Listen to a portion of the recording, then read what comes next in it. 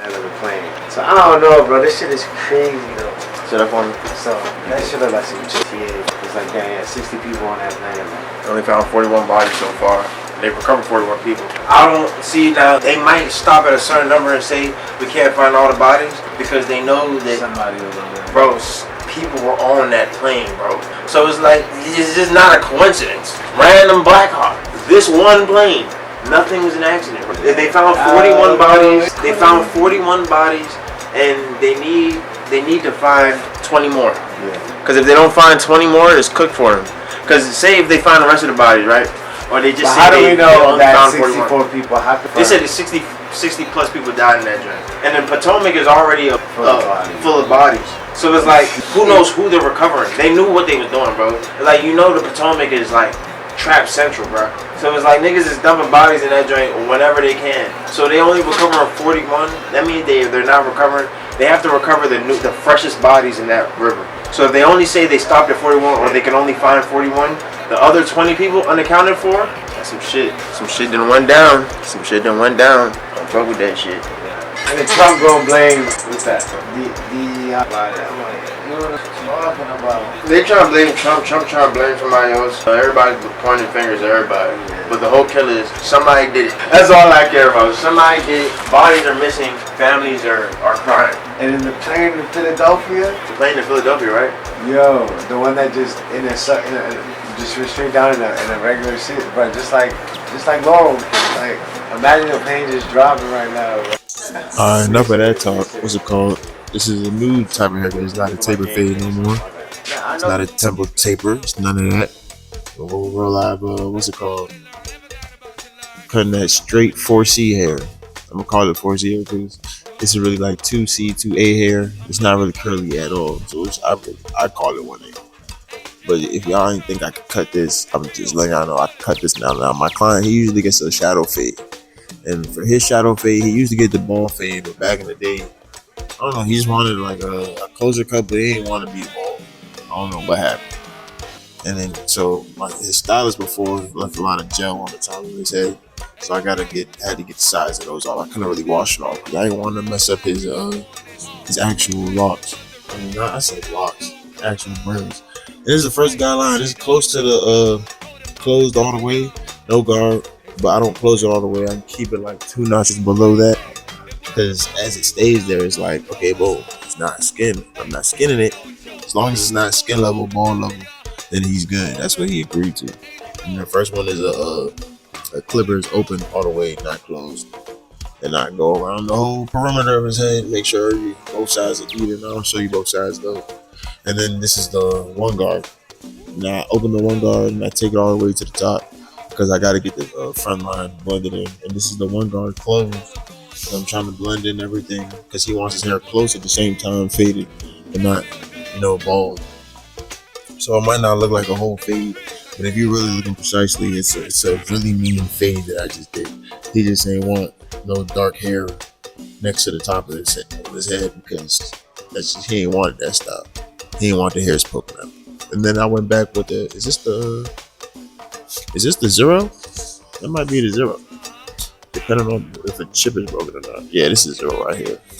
This is the 0 guard knocking out the bottom line. And then this is how you remember where the fade started. So this is the clippers. I was playing with the lever, opening and closing it so I can knock out the bottom line and fade it up with the hairs that are darker up top eventually. You're not supposed to see no bottom line, no none of that. You're supposed to see a shadow of it. A shadow fade. Oh, it's my shadow fade. A couple y'all may criticize for it. It's the haircut he wanted, so I can't really complain. And you can't complain either because it's not your head. And then his forehead was all sticky because of the gel the stylist used. He went to the stylist and came to me right after, so I had to wash that off real quick, dry it off, wipe it out with paper towels. Let me know if I'm doing something wrong. Just give me some tips and advice. Don't really crucify me in the comments. I'm wiping it down again because I just felt like I just washed the soap and the gel so it can be stickier somewhere else. And I had to feel it. I had to feel the forehead because, I'm drying it off now. I had to feel it off. Make sure everything's dry before I start shaving it up because I don't want to cut his skin. Because he does have sensitive skin. If you know, you know. tea tree oil, and here we go with the first lineup. Now the close teeth, not the wide teeth, but the close teeth, they wasn't really doing the job. I had to really get the FX out. These are FXs, the golden FX, long tooth trimmers. And I had to get the shape up and to get all the hairs that are standing up before I really went back with the lower tooth. Shaping up the sides. I try not to take, push back now. The only thing I get rid of is the widow's peak. I match the widow's peak up with the corners, and I don't have to do the corners before I do the widow's peak. I can just line it all up. I've been cutting hair for like 12 years, so this is easy to me. You know what I'm saying? Boom. Yeah, see that line right there? Now I'm doing his edges. I mean his what's it called? His actual temple shape up. You call it the temple shape up right there, right above the eyebrow. And as you see, I'm using the long tooth trimmers, the FXs, because the close ones, the smaller teeth, they don't really like get the larger hairs. Those are more for skin surface hairs. Right, just like the razor would be for balding completely. Yeah, those are what the smaller teeth are for. I had to set up on my chest because the more I slouch my back, my voice comes out weird. And I'm lining up the beard. You see, he has a nice beard. I faded it into the beard. I didn't really try that hard to do this. You suck. I don't. I'm really nice at this. But I'm taking the beard to a certain level too. I'm not taking it to the darkest line that y'all usually take it to, because I believe in keeping the beard. Because me and myself, I am a beard gang member. Then he kept moving with the mustache. He wanted me to mess him up. You think I'm done here, but I'm just dusting him off so I can hit him with the razor, because this widow peak is me. You know what I'm saying? And if you say I push him back from the widow's peak perspective, just know that we discussed this prior to the haircut. He didn't want the widow's peak, and that's the only way I could do it. So I know how y'all feel when y'all say that. Yeah, I see people in the comments saying y'all pushed him back and stuff like that, but you didn't, because you and your client discussed what you needed to get done beforehand. But because you want to put it on the internet, everybody gets to judge and ridicule you. So it's not fair at a certain point in time. I turned on the air in my building, so I got this fan above me making too much noise, and I can't really cancel it out. Hopefully the mic that I'm using cancels it out. Razor in the beard, razor and everything, make sure the skin is dry. And voila, finished product. The top right there, you see his widow's peak. Try to save that down as much as possible. It's just his widow's peak. You see where everything else is lined up? Everything else is precise. Everything else is alright.